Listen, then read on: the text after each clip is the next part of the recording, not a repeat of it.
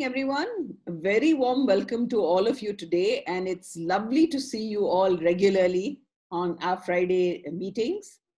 This is our 17th webinar in our talk series, and today we have for you Sri Krishnapani K.C. Raju, who's going to be talking on the subject Wisdom Codified. I don't think I need to introduce Krishnapani ji to you. He's very well known to all of us. So the talk is going to be 45 minutes, followed by 15 minutes of question and answer that will be moderated by Sri Krishnapani ji himself. Please stay muted. The host can also mute you, but please stay muted through the talk. Only unmute yourself if you want to ask a question after after the talk is over and the chat questions have been done. You can post any questions that you would like on the chat function that you have at the bottom of your screen. So let's get into the program right away. Thank you so much for being here, Krishnapani ji. Over to you. Thank you, Beena ji. Thank you, and a very good evening to all the participants. I have given this subject Wisdom Codified. Normally we talk in terms of decodifying or demystifying or explaining things, but I purposely called it as Wisdom Codified, and I'm sure by the end of the talk you will know why I have called it as Wisdom Codified. To start with, normally whenever I take up some study, on a personal note, the way I normally proceed is that I assume I don't know anything, and I assume that I don't understand anything also. In this sense, if we approach any subject with this attitude, there is a possibility of learning something new or looking at things afresh. This is something which I have learned after listening to Jiddu Krishnamurti for a long time. Because he would always say that one needs to approach things afresh, and a great amount of humility is required to accept that one does not know anything, and one need not proceed by the study with the assumption that I understand something. So this has been the approach to my study, and one other reason is I keep dictionaries of several languages at hand for searching the meaning, the etymology, the philology, the linguistics aspect of it, the connotations and all that, because that itself is an interesting study, and it tells us about the actual meaning of those words, which normally we take it for granted. Even in our ordinary conversation also, we do not get the insight into the words because we take it for granted that everybody understands it. Therefore, it is important to not take things for granted and approach the whole subject with a fresh mind, which may be the very first step towards this word called wisdom. Now, having used this term wisdom, I had gone through the dictionary meaning, and I wanted to see how many shades of meanings or how many different words are included in this word, the meaning of this word called wisdom. And very interestingly, I found a long list, and some of them are intelligence, understanding, insight, intuition, perception, percipience, discernment, judgment, foresight, common sense, sapience, clear-sightedness, acuity, sageness, sagacity, enlightenment, goodness, profundity, and so on and so on. And one other aspect that was included in the meanings was that from an ordinary point of view, from a mundane point of view, what we normally discuss when we use the term wisdom, it also includes ideas like shrewdness, smartness, astuteness, acumen, prudence, circumspection, being savvy, being reasonable, and so on. Now you see the number of words that are given in the dictionary as meanings or synonyms or shades of meanings for this one word called wisdom. And very interestingly, when I was doing this research on this word wisdom, I came across something very interesting, like the origin of the word wisdom is said to be from the Proto-Indo-European language root. There's a Proto-Indo-European language. That means it is prior to the Indo-European language group of languages. And the root for this word wisdom is a word called Veid, W-E-I-D, Veid. And this is the Sanskrit equivalent of this is the Veda. They call it as Veid, W-E-I-D, and we call it as Veda in the Sanskrit language. And it is also used as a verb to seek, to search, to procure, to look upon, to come across, to experience, or to discover.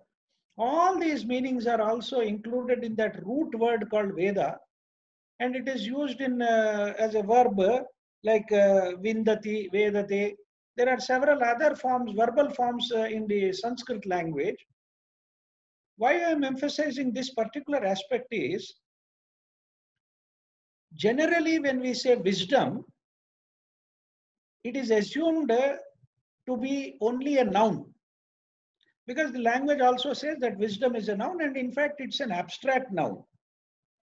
But the main aspect is that this word wisdom connotes a dynamic state of consciousness in here, in the present, which is to be experienced. We have to undergo that experience of a dynamic state of consciousness, and it is not actually an abstract noun, but an active verb. It is an active verb suggesting a movement in our being within. In our being within, it actually suggests a movement. So it is something living, something dynamic. It's not something concrete or something outside there. It is something within us, and it suggests a movement. It is dynamic, and it is not something which one can grasp. One can only experience it and be in that state. So this is the aspect of wisdom which we have to understand very carefully. Otherwise, what happens is, we may take things for granted and understand in our own way. Each one may understand in his own way what exactly this wisdom means, what exactly the true meaning of the word wisdom is. See, experience is an essential aspect of wisdom. If we do not have experience, direct experience that too, all our search for truth would be a waste. All our search for what we consider as the truth or the essence of things, because that is the purpose of all spiritual activity, is to find out the essence of things and what exactly is the truth of the matter.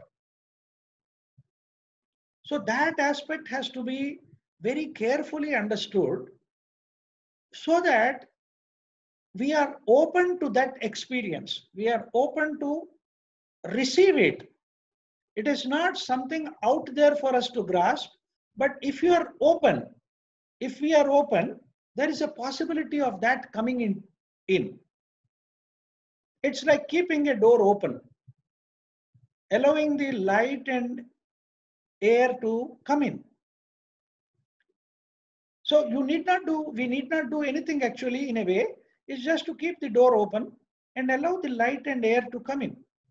So similarly, it is a matter of experience.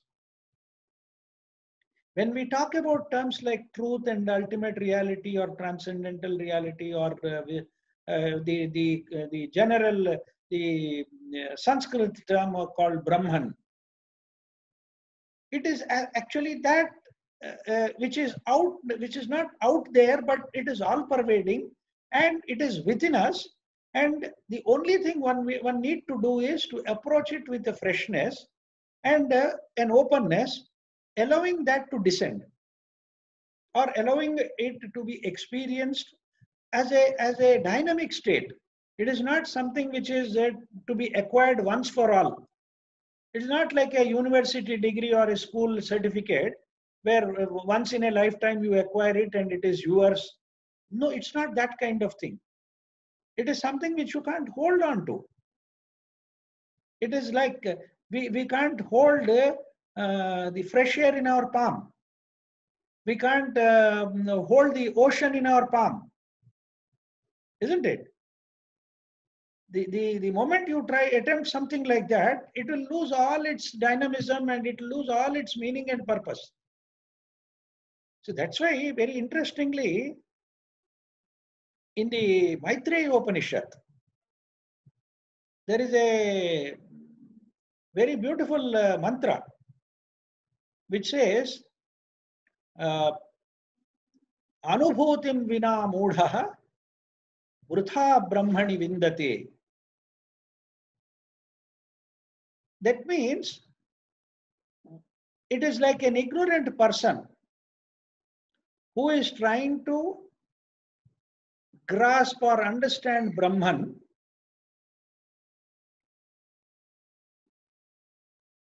without experience. And he gives a very beautiful example for that. And the second line of the mantra says, Pratibimbita shakhagra phalaswadanamodavat, which means it is like a person trying to delight himself or enjoying the delight of savoring the reflection of a fruit hanging at the top of the branch. You are not actually eating the fruit or you are not actually experiencing it. You are somehow trying to grasp the reflection of that fruit and feeling as though you are satisfied with it. This is actually what we do when we try to grasp with our mind and our present level of understanding certain aspects which are beyond the mind. The mind is only capable of holding on to name and form. As we have seen earlier, name and form, nama and rupa. Unless these two are there, the mind cannot grasp anything. The mind, therefore, is very much interested in naming things and giving it some form or shape. We use so many abstract words in our daily life, thinking that we know the meaning of it. See, for example, anger, jealousy, envy, hatred, or even love, goodness, beauty. These are all actually abstract nouns. They're actually, you can't really call them as nouns also because it connotes an experience, a feeling within. If I'm angry, there is a feeling of anger in me.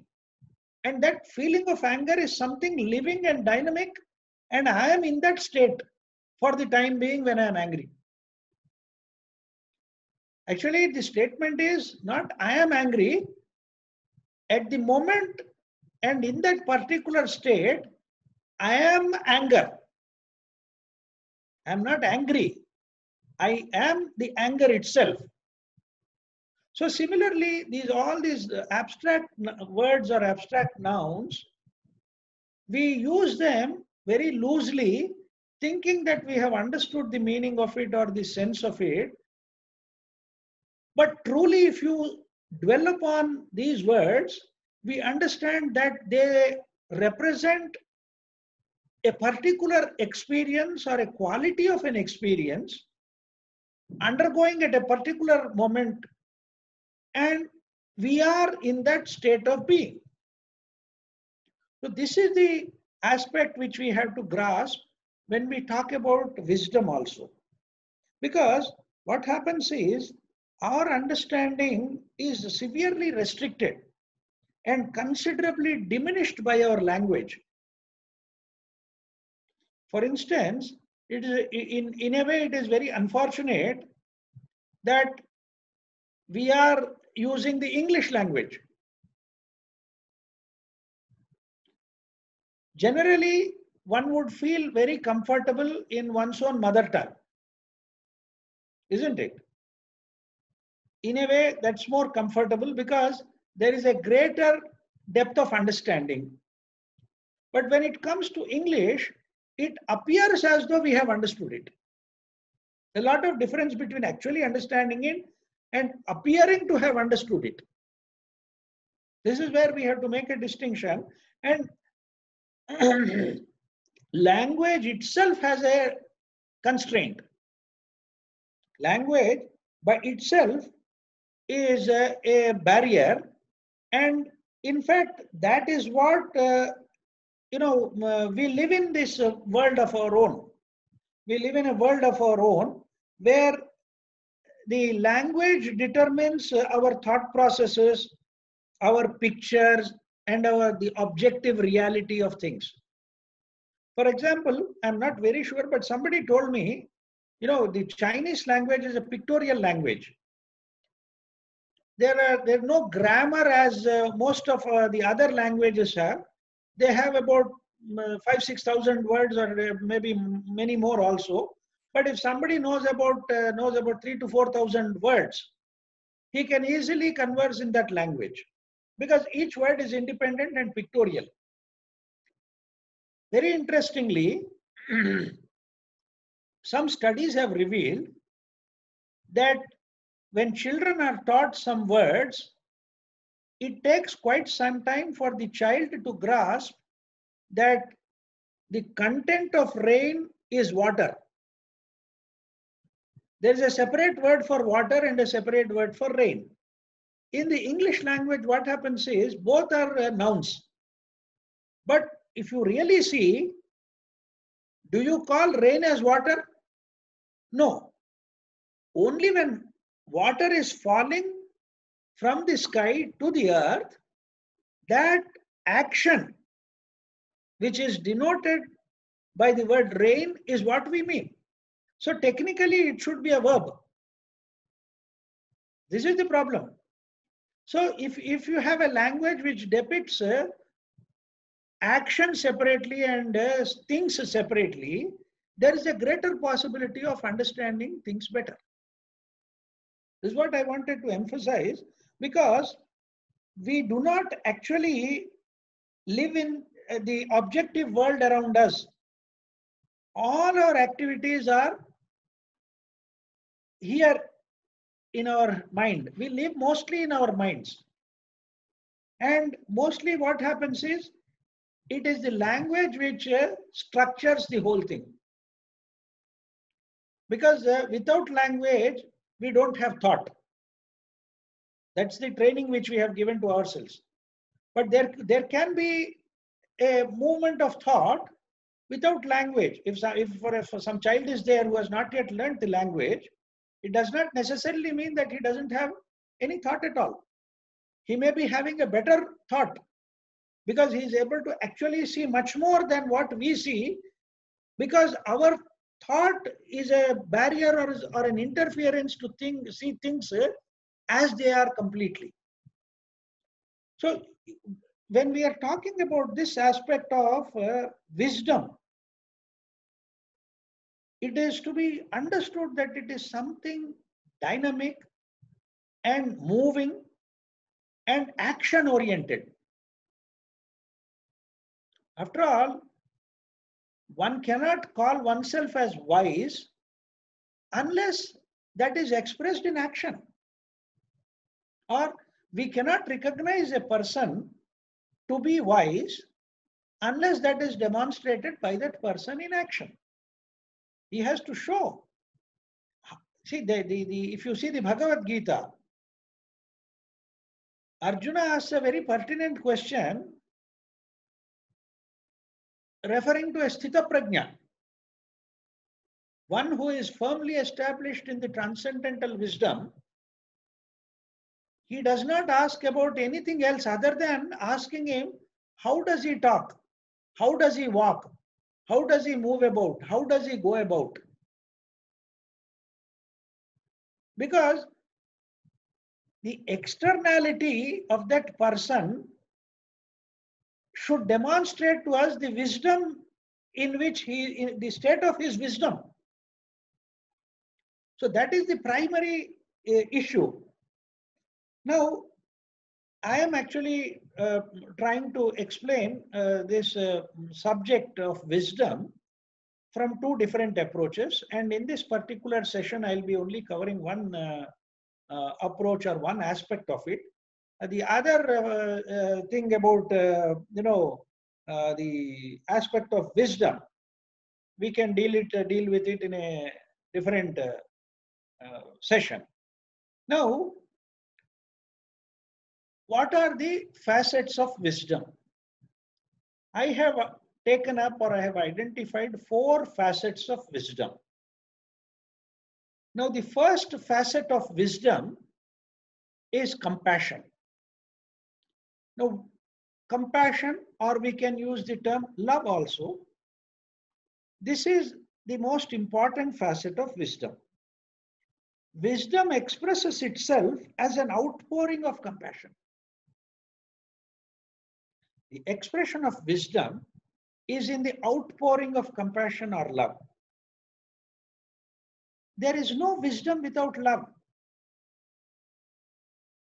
And an interesting quote is there which says, the heart of love embedded in knowledge is transformed into wisdom. Please note this quote. The heart of love embedded in knowledge is transformed into wisdom.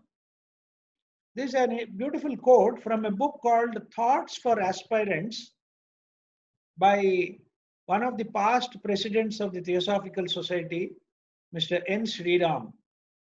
This book will be available on the Theosophical Society website also. This is an interesting book, very old book, maybe more than 50 years old.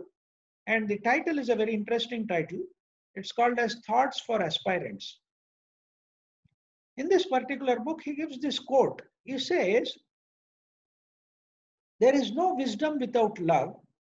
The heart of love embedded in knowledge is transformed into wisdom.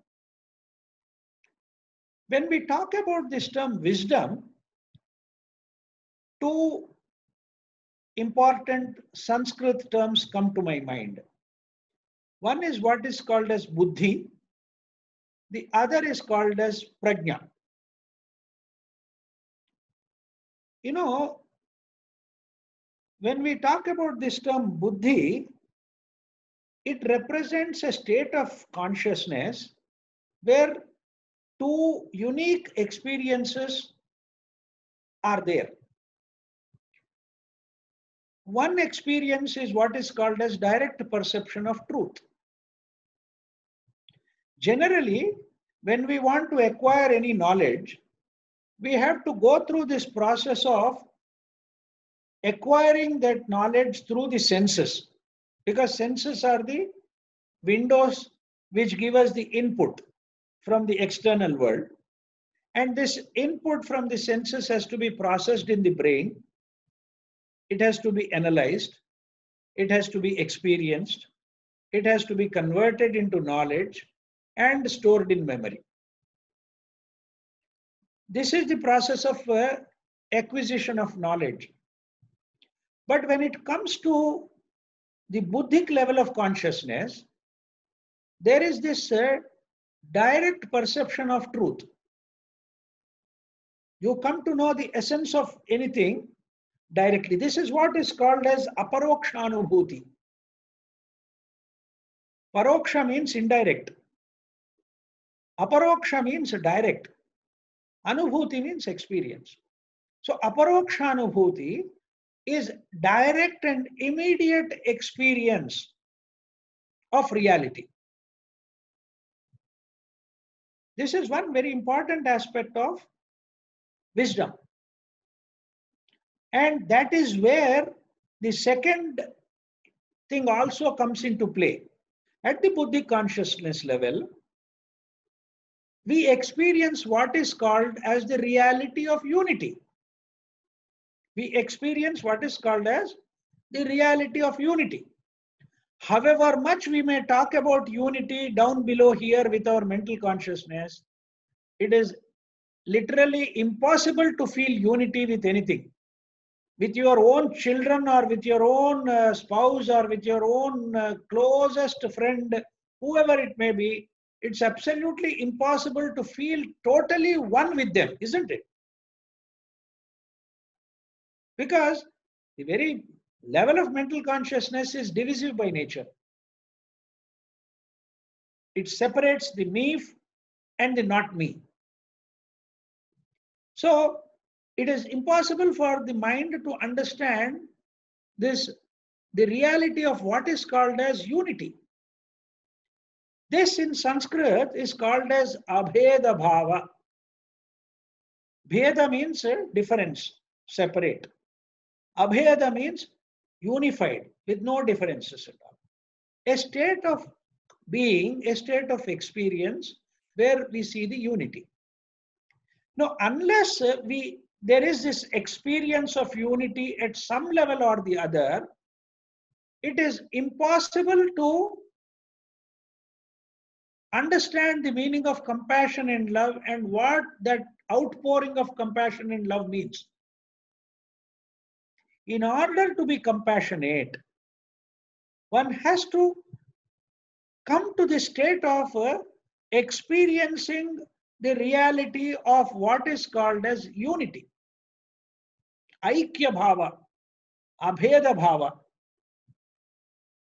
This is the important thing. So you see the importance of experiencing this unity in order to allow that compassion to be filled within you and also come out as a flood. This compassion and love. Without your effort, involuntarily, there is a great rush of compassion and love in a person who has touched this state of being of unity. And only such a person can be truly called as wise or endowed with wisdom. So this is the first important facet of wisdom, called as compassion. Now we'll come to, I have one more aspect which I just wanted to mention. Jiddu Krishnamurti says, compassion is the essence of the wholeness of life.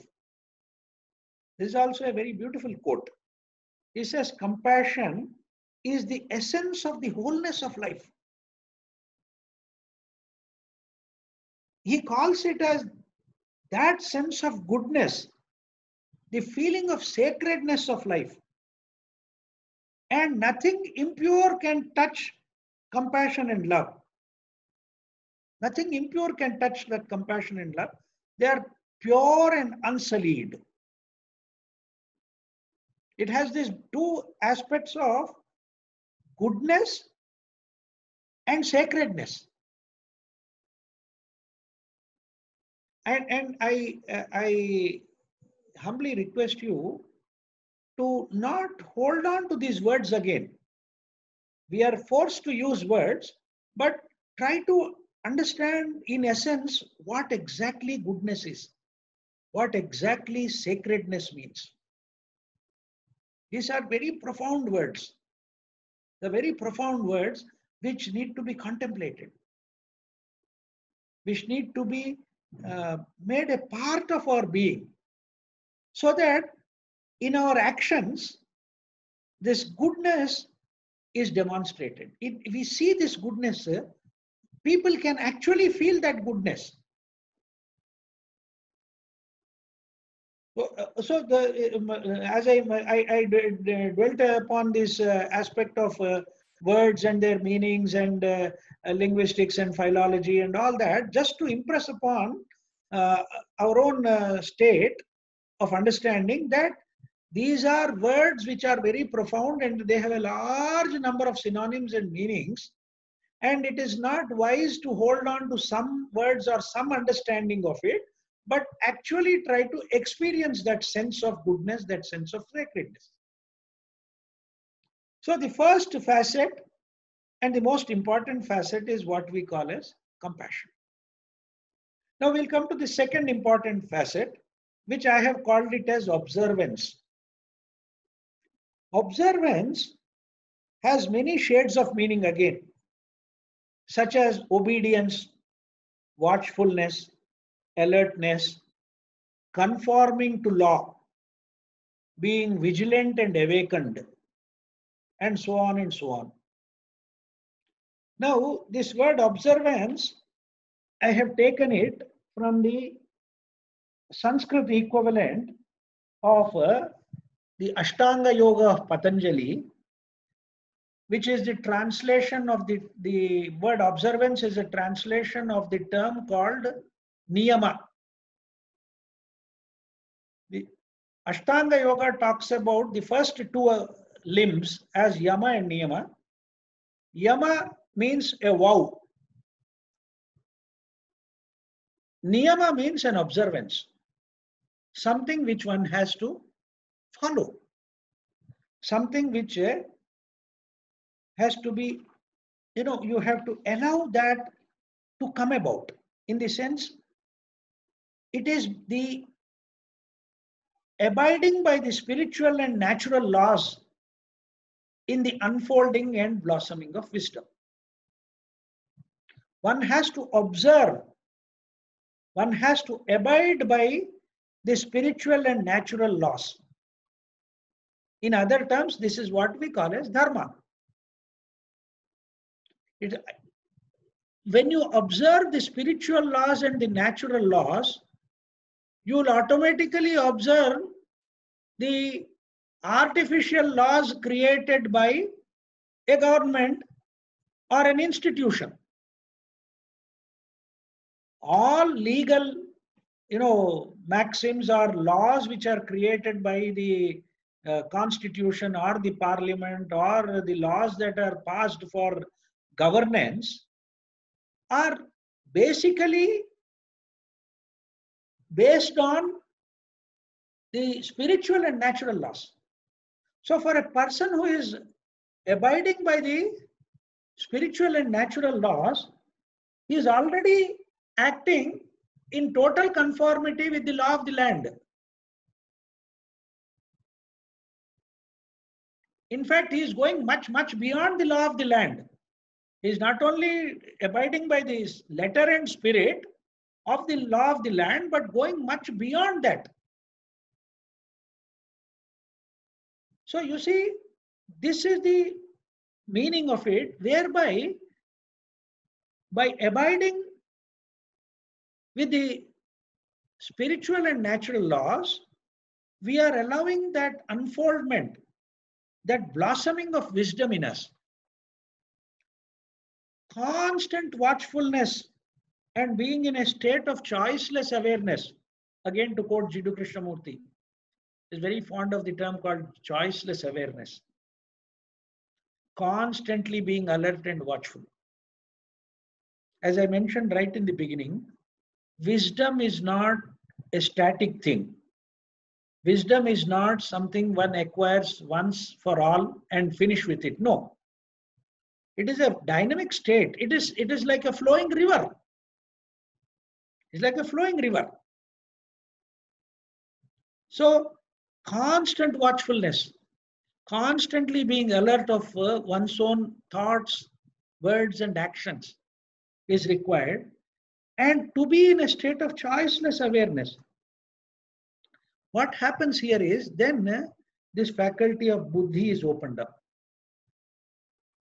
This faculty of buddhi is opened up in us. And by this observance, we will also discover the law of one's own being. What is my swabhava? What is my swadharma? By being watchful, being alert, you will know what is my true nature. What exactly am I? What is my true nature? Am I irritable? Am I frustrated? Am I disturbed? Do I have some skills? Do I have some unique abilities?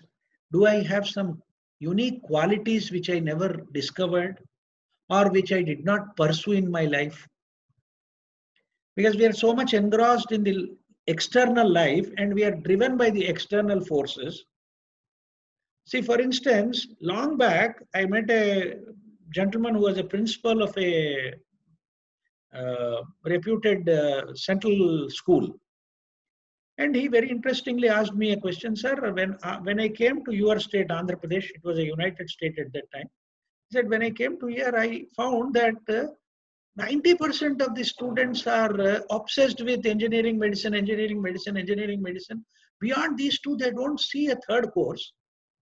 But with my experience of about 35, 40 years as a teacher and as a principal, I know that there are 1600 courses which a person can take after his schooling or after his intermediate study.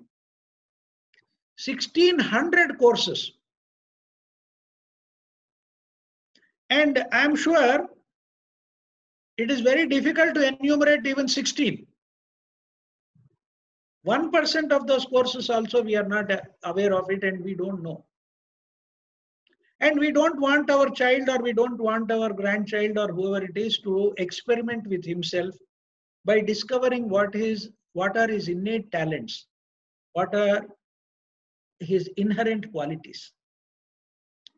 But this observance, self-observance also reveals what is called as the laws of one's own being. What is my swabhava? What is my swadharma?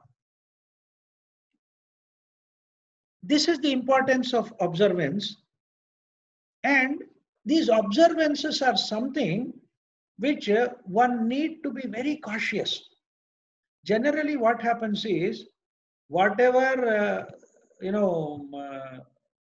we make what do you call them as New Year challenges or New Year promises to oneself, resolutions. You say New Year resolution, but we know that within the first week of that New Year, most of us break that resolution. So this breaking of resolutions or breaking of this observance is a very, very common thing. That is where one needs to be very watchful. Let us not take up observances and observance as an aspect of wisdom if we are unable to abide by that. I came across a very interesting joke. It seems there was a very gracious lady who was mailing an old family Bible to her brother in another part of the country. Then when she went to the post office, it's in the postal clerk, as a matter of routine, he asked, is there anything breakable in here? Is there anything breakable in this packet which you have given?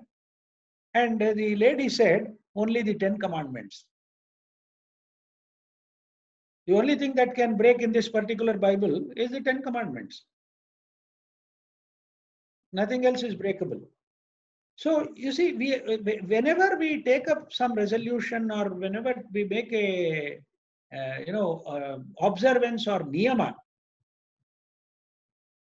we tend to break it or dilute it or justify ourselves for breaking it or not abiding by it, and quote, saying that 100 external factors have prevented you from observing that. So this is something one which has to be very carefully understood as the second important facet of wisdom. The third important facet is what is called as discrimination. This also is something one has to exercise constantly for every aspect of our life. Every thought, every word, every action.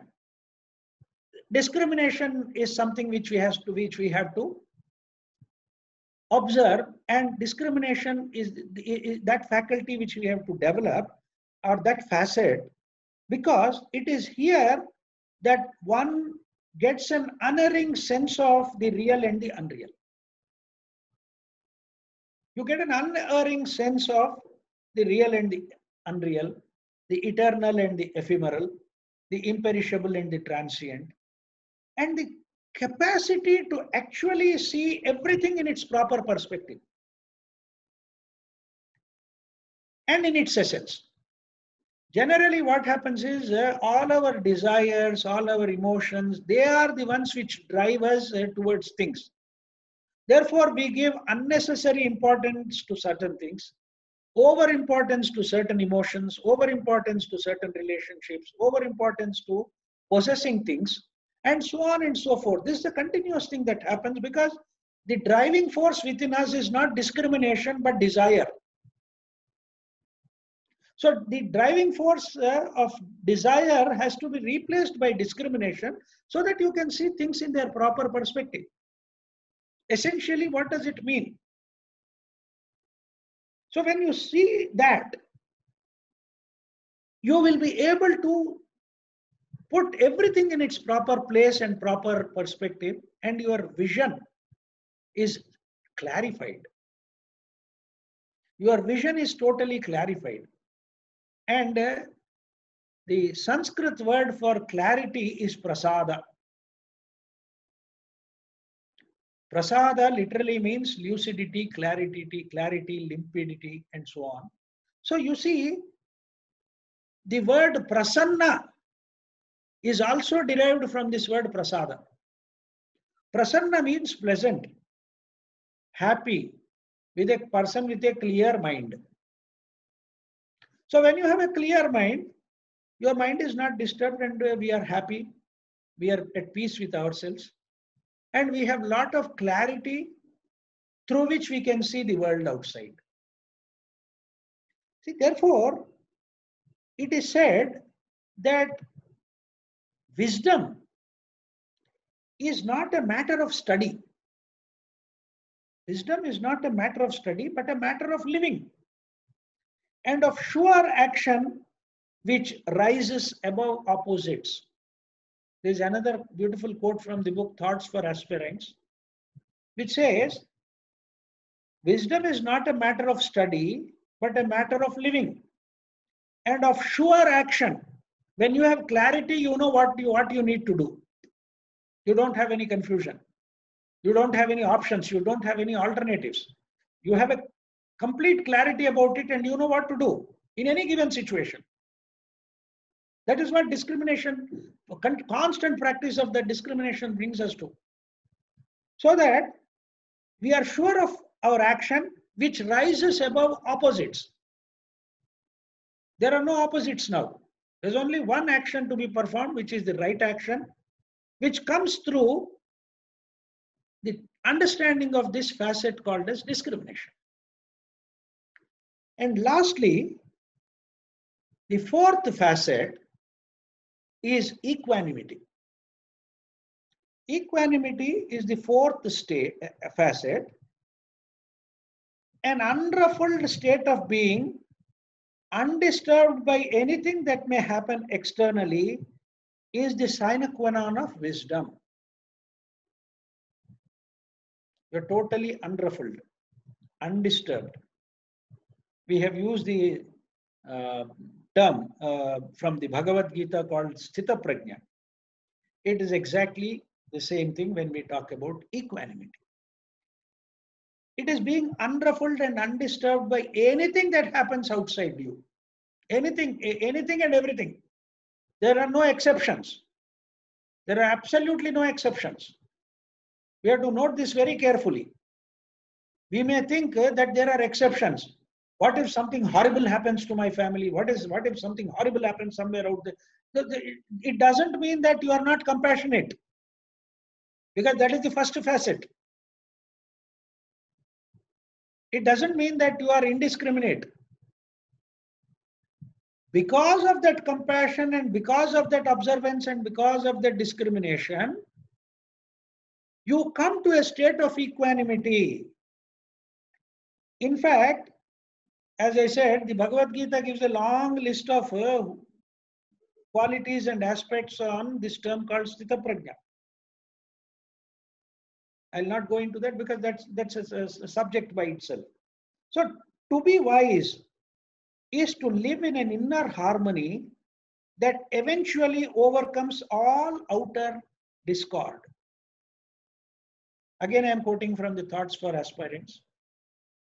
The beautiful quote says, to be wise is to live in an inner harmony that eventually overcomes all outer discord. So this is the state of being in equanimity, in a state of unruffled and undisturbed poise, mental state, which is called as equanimity. These are the four facets of wisdom. And by now you might have noted that I have used these four terms called compassion, observance, discrimination, and equanimity. They form the acronym called CODE, C-O-D-E, CODE. And it's precisely for this reason I have given the title for my talk as Wisdom Codified. Thank you so much.